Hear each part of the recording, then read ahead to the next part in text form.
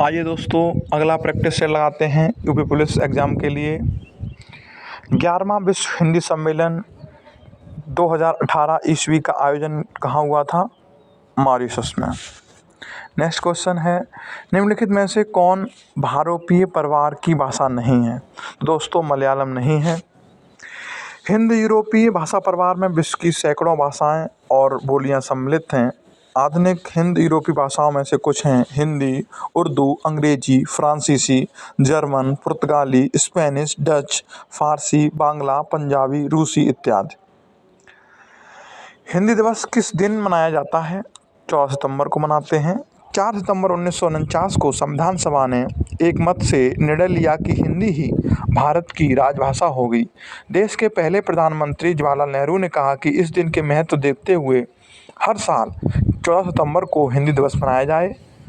पहला हिंदी दिवस 14 सितंबर 1953 में मनाया गया था। विकास की दृष्टि से प्राकृत की पूर्वकालीन अवस्था का नाम क्या है? दोस्तों, पाली कहते थे पहले। विकास की दृष्टि से प्राकृत की पूर्वकालीन अवस्था पाली है।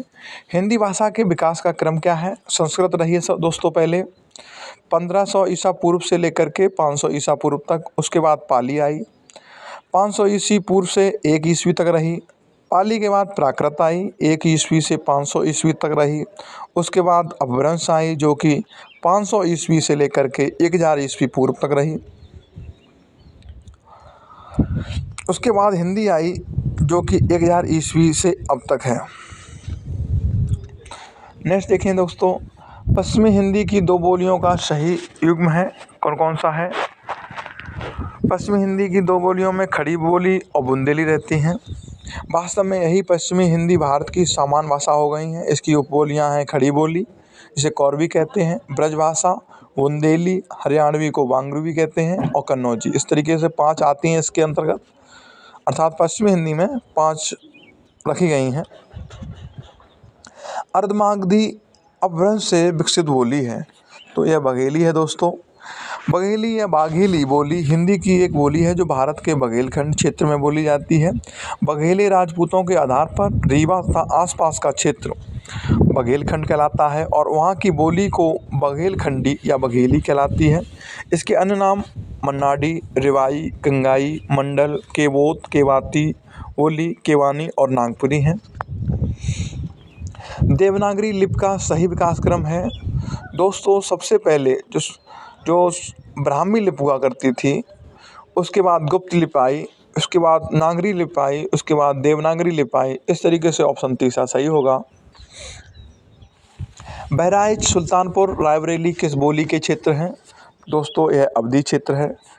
अवधी हिंदी क्षेत्र की एक उपभाषा है। यह उत्तर प्रदेश में अवध क्षेत्र, लखनऊ, रायबरेली, सुल्तानपुर, बाराबंकी, उन्नाव, हरदोई, सीतापुर, लखीमपुर, फैजाबाद, प्रतापगढ़, इलाहाबाद, कौशाम्बी, अम्बेडकर नगर, गोंडा, बहराइच, श्रावस्ती तथा फतेहपुर में भी बोली जाती हैं। इनमें से किस बोली का बिहारी हिंदी से संबंध नहीं है? दोस्तों, बिहारी के अंतर्गत केवल 3 आती हैं, आपकी मगही, भोजपुरी और मैथिली। अवधी इससे संबंधित नहीं होती। तो अवधी हिंदी क्षेत्र की एक भाषा है। यह उत्तर प्रदेश में अवध क्षेत्र में बोली जाती है। नेक्स्ट है, 14 सितंबर 1949 को भारतीय संविधान सभा ने हिंदी को भारत संघ की कौन सी भाषा का दर्जा दिया? तो दोस्तों, यह क्वेश्चन गलत नहीं करना है। ज़्यादातर लोग राष्ट्रभाषा लगा देते हैं। हिंदी राष्ट्रभाषा नहीं है, हिंदी है राजभाषा। इस बात का ख्याल रखेंगे। हमारा जो संविधान है उसमें उसका भाग 17 में धारा 343 में इसका वर्णन है कि जो हमारी भाषा है राजभाषा वह हिंदी रहेगी और उसकी लिपि देवनागरी होगी। इसके आधार पे इसका ऑप्शन है डी। 4 सितंबर 1949 को संविधान सभा ने एक मत से निर्णय लिया कि हिंदी ही भारत की राजभाषा होगी। देश के पहले प्रधानमंत्री जवाहरलाल नेहरू ने कहा कि इस दिन के महत्व देखते हुए हर साल 14 सितंबर को हिंदी दिवस मनाया जाए। पहला हिंदी दिवस 14 सितंबर 1953 में मनाया गया था। ठीक है दोस्तों, फिर मिलेंगे एक नए प्रैक्टिस सेट के साथ। तब तक के लिए जय हिंद, जय भारत।